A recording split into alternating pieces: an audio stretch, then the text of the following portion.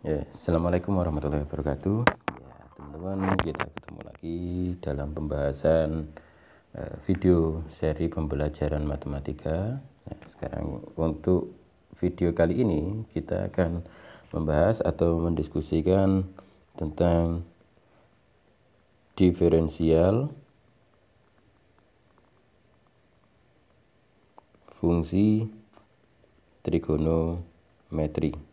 Nah, jadi diferensial fungsi trigonometri ini nanti kita akan mereview kembali tentang diferensial. Diferensial atau biasanya teman-teman menyebut dengan turunan.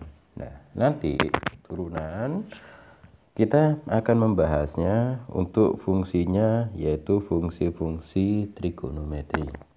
Nah, jadi khusus dalam video ini nanti kita akan melihat tentang diferensial atau turunan. Ya, dan fungsinya yang menjadi pokok bahasannya adalah fungsi trigonometri. Nah, sebetulnya diferensial atau turunan itu apa sih sebetulnya? Ya, jadi saya mau mereview lagi atau merecall kembali ingatan teman-teman semuanya tentang diferensial. Nah, jadi dalam diferensial atau turunan, ya, jadi saya pakai diferensial saja ya. Nah, kita kembali lagi dalam konsep sains. Jadi kalau dalam ilmu pengetahuan atau sains itu salah satu yang utama kita nanti akan mempelajari, yang dipelajari oleh sains itu adalah perubahan. Ya, karena apa? Ya memang yang dipelajari oleh sains yang utama, kita misalkan dalam pengamatan fisika atau kimia atau biologi dalam sebuah pengamatan di laboratorium misalkan. Apa yang kita amati dari objek kita? Ya perubahan objek dalam setiap waktu. Ada apa sih perubahannya setelah diberikan sebuah perlakuan? Nah, kalau tidak ada perubahan, maka ya sains tidak berkembang. Karena apa? Ya memang salah satu fungsi sains adalah kita melihat perubahan, kemudian nanti kita melihat perubahan itu menimbulkan klasifikasi. Nah, jadi sebuah klasifikasi nanti kita akan melihatnya, oh klasifikasinya bagaimana, kita mengelompokkannya bagaimana, begitu ya. Nah, itu adalah fungsi sains. Nah, jadi ketika kita sudah mengamati ya, kemudian kita bisa mengkategorikan. Nah, dalam sains nanti kita akan melihat perubahan itu adalah sebuah perubahan yang sifatnya konstan. Nah, jadi dalam sains kan kita akan mengamati, misalkan kita mengamati objek, kita beri perlakuan. Nah, setelah beri perlakuan, kita lihat apakah ada perubahannya.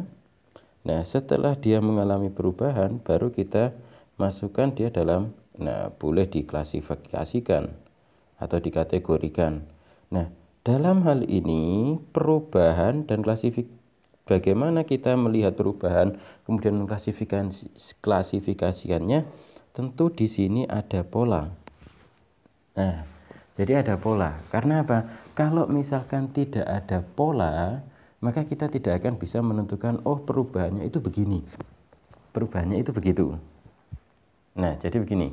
Jadi karena begini, segala sesuatunya ketika diberikan perlakuan pasti dia berubah. Contohnya begini lah. Sekarang nih, kita tahu misalkan tumbuh-tumbuhan. Tumbuh-tumbuhan ketika dia diberi cahaya matahari dengan yang tidak diberi cahaya matahari atau tumbuhan itu dimasukkan ke dalam sebuah ruangan tertutup tanpa ada cahaya matahari, dia pasti ada perbedaan dengan yang ada diberikan cahaya matahari. Nah, itu perubahannya bagaimana?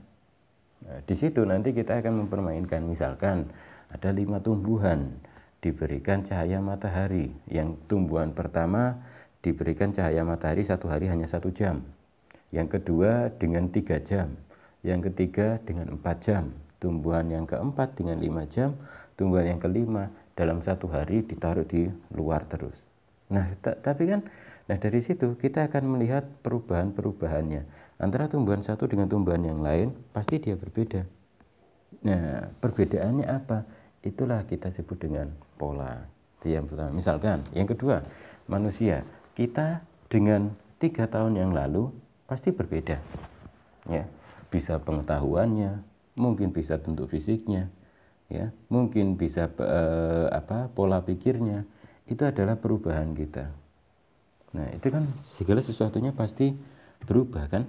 Nah, sebenarnya kita orang yang sama atau tidak sih 5 tahun yang lalu? Nah, itulah, jadi segala sesuatunya pasti memiliki pola. Nah, jadi nanti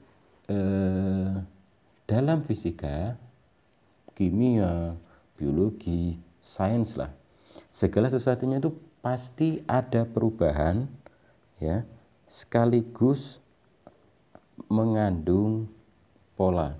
Jadi perubahannya itu berpola, ya, secara umum berpola. Polanya ya sifatnya konstan sesuai dengan hukum alam. Jadi sebetulnya Tuhan, ya, kalau kita tahu bahwa Tuhan itu memberikan, ya, segala sesuatu, hukum alam, perubahan-perubahan itu bisa kita pelajari, ya.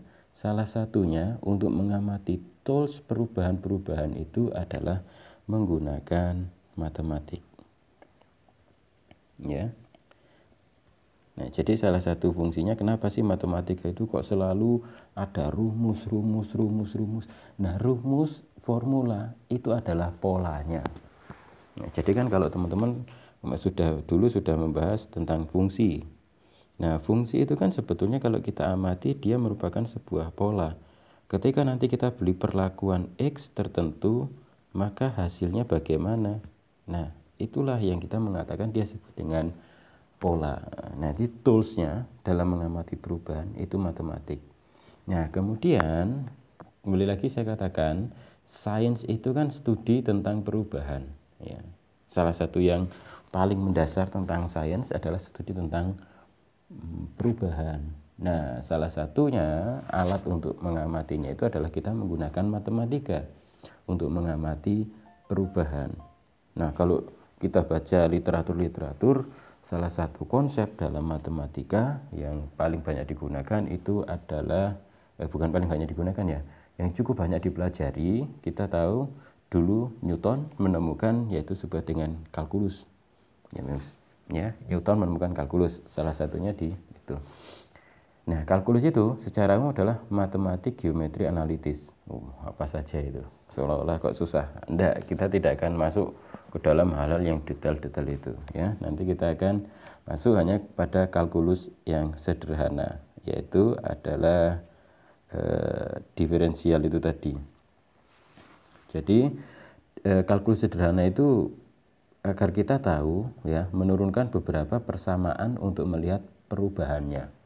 Jadi kan kalau misalkan ada fungsi diberikan perlakuan, maka fungsi ini dia akan berubah. Nah, kita akan melihat pola perubahannya itu bagaimana. Nah, salah satunya melalui menggunakan turunan itu tadi. Nah, turunan itu nanti mempelajari apa sih?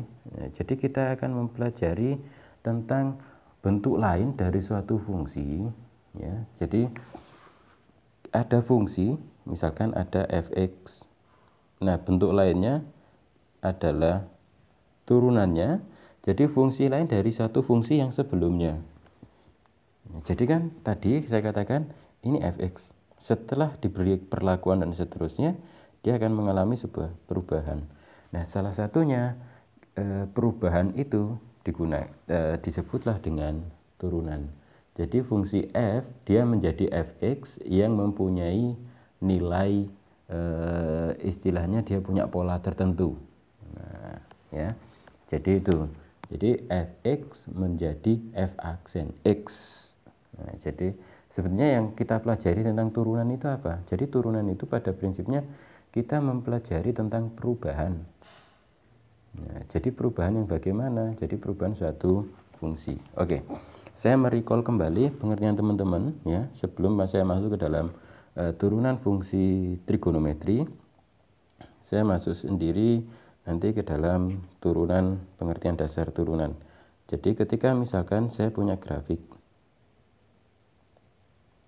ya, jadi saya punya fungsi. Nah, ini adalah fungsi fx-nya. Jadi ini fungsi yang polinom, ya, pangkatnya pangkat lebih dari pangkat tertingginya pangkat lebih dari 1 ya. Nah, jadi fungsi itu dia memiliki di sini saya beri titik x. Maka hasilnya ketika saya masukkan dalam fungsi dia adalah fx.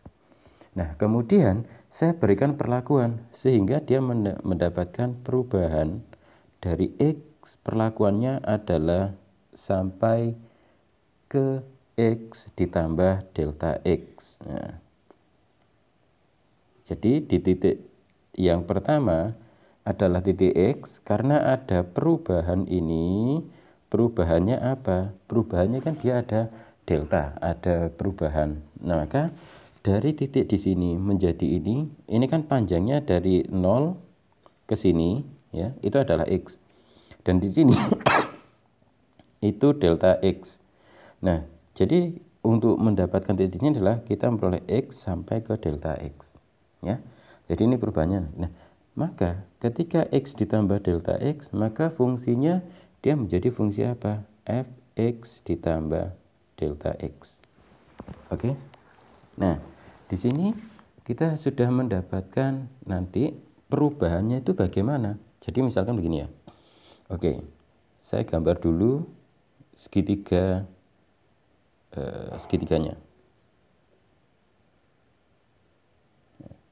Jadi dari sini saya coba memaksa untuk menggambar segitiganya teman-teman ya. Dari sini saya kasih warna yang berbeda. Ya, dari sini dia kemari, kemudian ini saya buat segitiganya yang lurus. Nah, dari segitiga ini kita akan tahu perubahan itu diukur dari mana. Perubahan itu sebenarnya diambil dari sini loh. Nah, kalau misalkan garis lurus ini, ya, garis lurus yang biru ini, ya, saya ambil perubahannya itu sejauh mana. Ya, kita lihat kalau perubahan itu kan saya katakan dia begini toh. Jadi perubahannya itu perbandingan antara perubahan terhadap y berbanding x. Nah, itu perubahannya. Nah, sekarang kalau misalkan saya ingin melihat dengan perubahan di titik tertentu, ya. Jadi di titik tertentu itu perubahannya bagaimana? Nah, titik ini saya paksa, ya. Jadi di titik ini tadi, ya. Jadi di titik yang perubahannya ini saya anggap misalkan begini. Ini adalah titik A dan titik B. Nah, titik A dan titik B ini saya ingin melihat perubahannya ketika delta X-nya itu saya ubah sangat kecil sekali. Karena dari situ kita akan melihat pola-pola mulai dari pola yang terkecil sampai menuju ke titik perubahan yang terkecil sampai terbesar. Sehingga kita bisa menemukan, oh, karakteristik fungsi ini bagaimana. Pola fungsi ini bagaimana perubahannya. Nah, sehingga dari sini kalau saya buat delta X ini hampir mendekati 0, ya, dengan perubahan yang sangat kecil. Nah, kita kan nanti menggunakan pendekatan limit, yaitu ketika limit, nah, oke ya.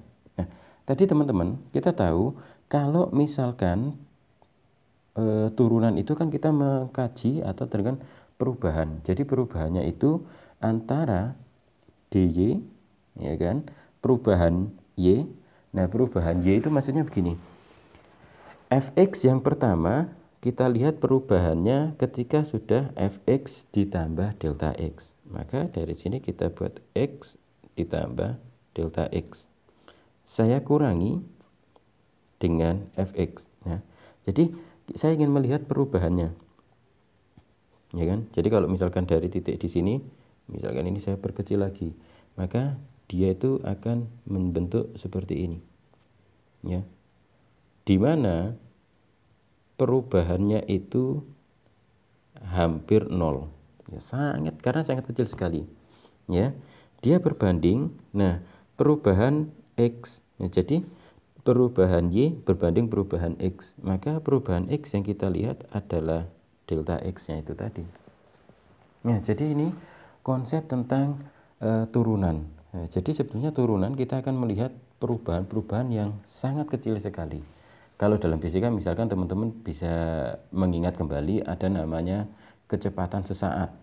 Nah, kecepatan sesaat itu kan sebuah benda diluncurkan dengan kecepatan pada saat t kecepatan sesaat. Jadi sangat cepat sekali setelah benda itu diluncurkan. Nah, itu salah satu konsepnya tentang turunan ya. Karena nanti aplikasi turunan ya, kita nanti akan banyak mempelajari misalkan tentang laju suatu perubahan ya kan. Kemudian kecepatan dan percepatan. Nah, kemudian lagi ada nanti kecepatan sudut. Nah, kemudian ada lagi yang kita pelajari adalah tentang maksimum dan minimum suatu fungsi. Nah, ya otomatis dalam turunan nanti kita akan mempelajari tentang gradien. Jadi ini kan sebetulnya gradien juga ya teman-teman ya. Jadi konsep dasar salah satunya, kenapa saya mengatakan salah satu konsep dasar tentang turunan itu adalah gradien. Nah, gradien itu kan kalau pada saat kalian SMP dulu atau MTS, gradien itu kan perubahan delta Y terhadap delta X kan, atau perbandingan perubahan nilai Y terhadap nilai X kalau dalam struktur Cartesius. Nah, itu. Jadi ini saya merecall kembali pengertian teman-teman tentang turunan, yaitu di mana turunan itu adalah fungsi yang lain dari fungsi sebelumnya ketika sudah diberikan perlakuan. Nah, jadi turunan itu salah satunya itu. Nah, turunan nanti kita harus dipahami sebelum memahami tentang integral. Nah, turunan, integral itu kan bagian dari kalkulus. Jadi sebetulnya kalau kita mau belajar lagi konsepnya, salah satunya sebelum mempelajari turunan itu kan kita kemarin mempelajari tentang limit. Nah, limit ini basicnya kita gunakan nanti untuk mempelajari tentang turunan atau diferensial. Nah, kalau sudah, maka turunan atau diferensial nanti kita gunakan untuk mempelajari tentang integral. Jadi semuanya saling terkait, tidak bisa berdiri sendiri. Oke. Nah, dari sini sekarang saya masuk ke dalam turunan fungsi trigonometri. Jadi kalau turunan fungsi trigonometri, ya pada prinsipnya turunannya konsepnya sama dengan pada yang teman-teman kalian pelajari di kelas 11, cuman yang membedakan adalah fungsinya fungsi trigonometri. Nah, jadi kalau turunan tadi kan simbolnya begini ya. Nah, atau ini, atau turunan pertama, atau ini. Sekarang saya mengawali turunan fungsi trigonometri dengan fungsi umumnya, yaitu kalau trigonometri yang paling umum dasarnya adalah untuk fungsi sinus dan kosinus. Oke ya. Nah, sekarang saya coba menggunakan turunan fungsi trigonometri itu sendiri. Nah, jadi saya awali dari fungsi sinus. Nah, pengertian dasar turunan tadi itu adalah limit delta X menuju 0 untuk fx ditambah delta X dikurangi fx per delta X sendiri. Nah, jadi kalau ini saya pakai fx-nya adalah sinus, maka limit delta X menuju 0. Oke, saya misalkan saja dulu lah supaya perhitungan kita gampang ya.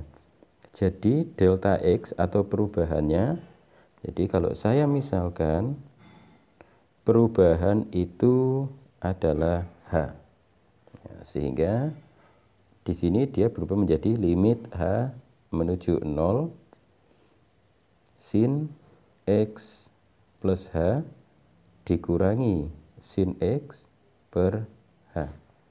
Nah, karena kan tadi hanya saya misalkan dia menuju 0. Nah, sekarang saya jabarkan dulu. Oke, ini saya kasih batas.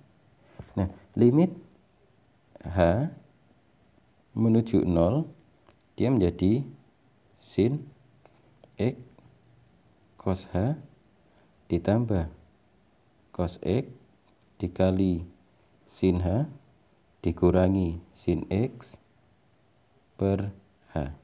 Nah, jadi kita sudah masuk ke dalam teknis perhitungannya. Nah, jadi dari sini coba apa yang bisa kita dapatkan. Oh, maaf, ini ada salah tulis.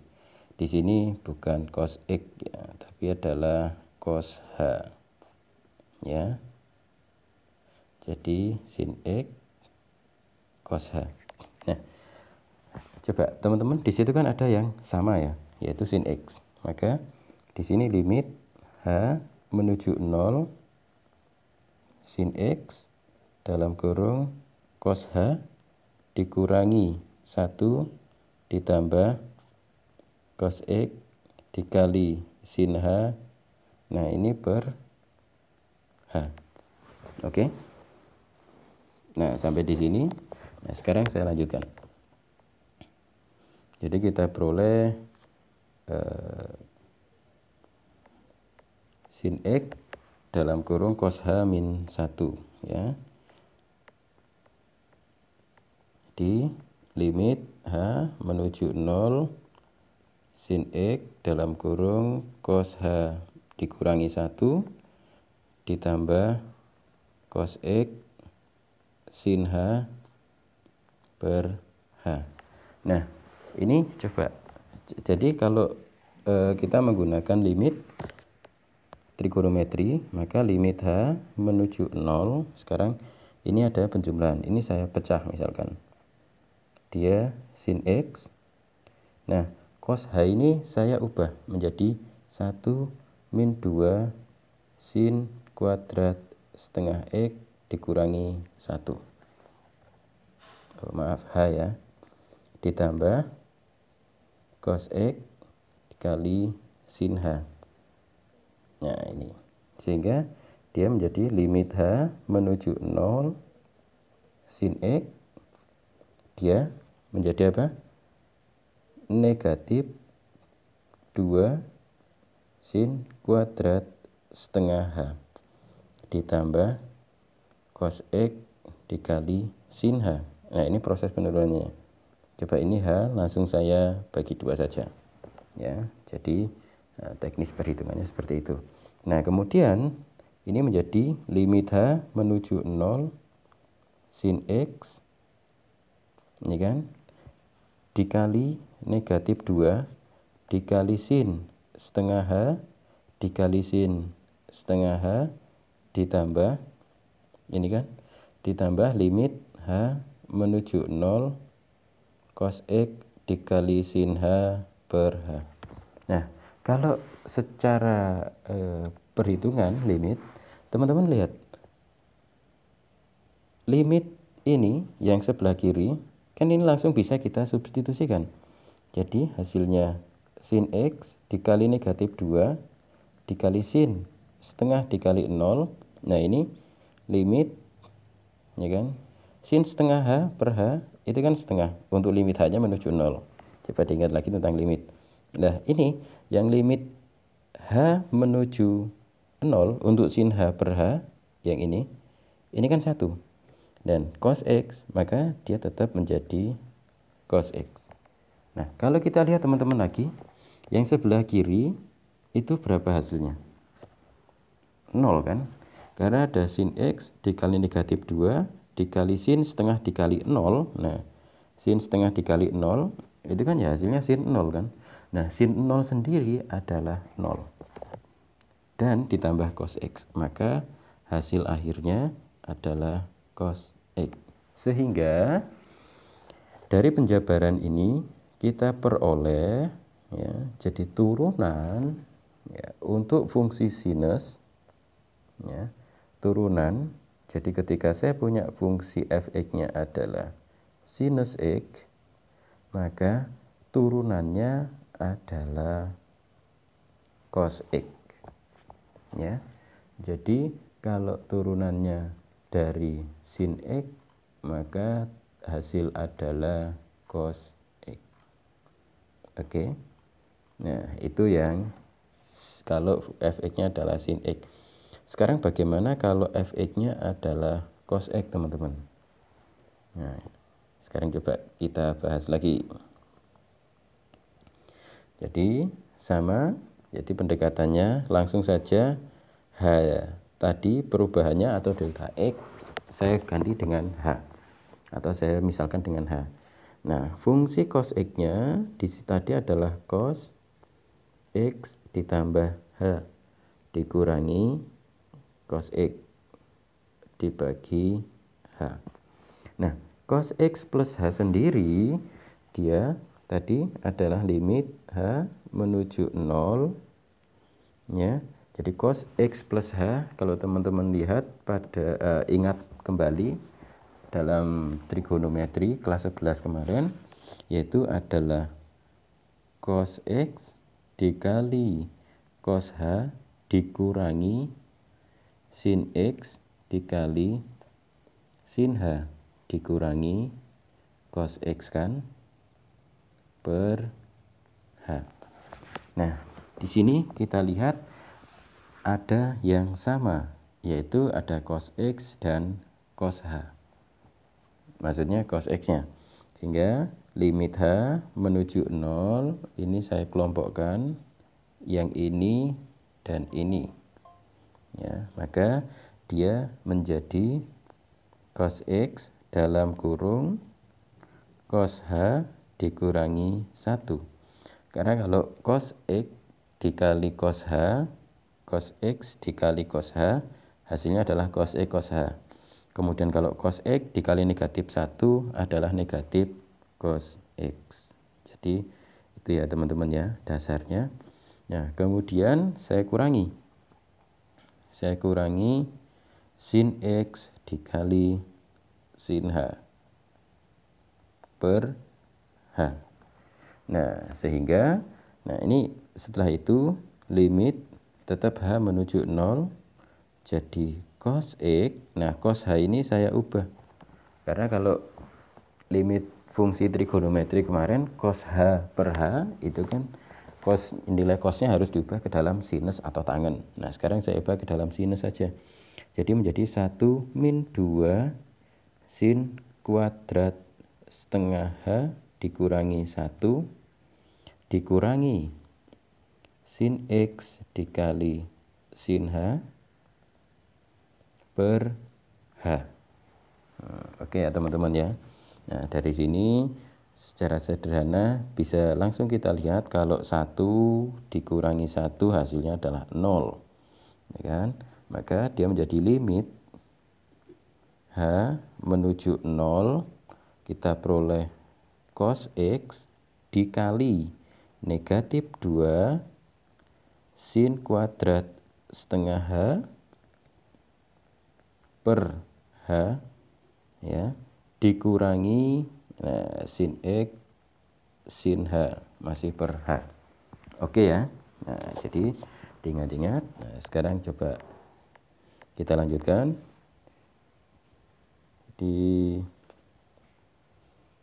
Jadi dari limit H menuju 0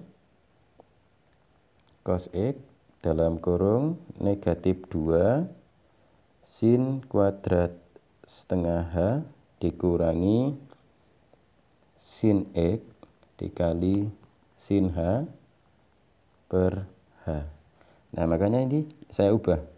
Dia sebenarnya adalah cos X dikali negatif 2 dikali limit H menuju 0 sin kuadrat setengah H per H dikurangi sin X limit H menuju 0 sin H per H.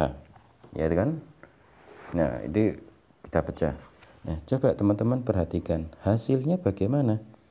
Ini hasilnya berapa ini? Itu adalah kalau kita lihat, kita hitung lagi hasilnya kan 0.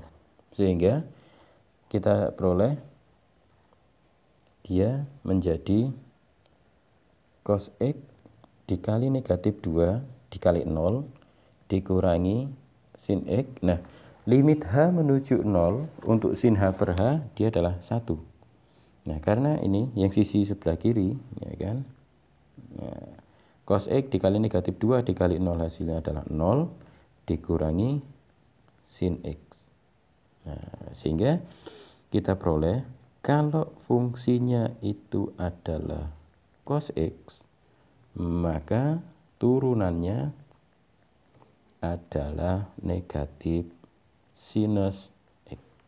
Nah, dari sini teman-teman kita sudah mengetahui atau mendapatkan konsep dasar kalau fungsi yang digunakan adalah trigonometri, maka turunannya begini. Ya, jika fx dia adalah sin X, maka turunannya dia adalah cos X. Nah, sekarang jika fx adalah cos X, maka turunannya adalah negatif sin X. Nah, jadi dikatakan turunan adalah turunan itu ya fungsi lain. Fungsi yang lain dari fungsi sebelumnya atau bentuk lain dari fungsi sebelumnya manakala fungsinya itu diberikan perlakuan. Ya, kita akan melihat perubahan-perubahannya. Nah, jadi itu teman-teman ya. Nah, dari sini silakan teman-teman masih menggunakan prinsip ini, limit H menuju 0 fx per H dikurangi fx per H. Teman-teman bisa mencari ketika misalkan fx-nya adalah tan X, turunannya bagaimana. Kemudian kalau misalkan turunannya lanjutannya adalah secant X, nah turunannya bagaimana. Kemudian kalau cosecant X, nah, dan kalau misalkan bentuk kotangen X, turunannya bagaimana. Oke teman-teman ya, jadi dalam video ini kita sudah membahas tentang konsep dasar tentang turunan fungsi trigonometri. Oke, sekali lagi, turunan itu membahas tentang perubahan, karena inti daripada kehidupan itu adalah perubahan sendiri. Terima kasih. Assalamualaikum warahmatullahi wabarakatuh.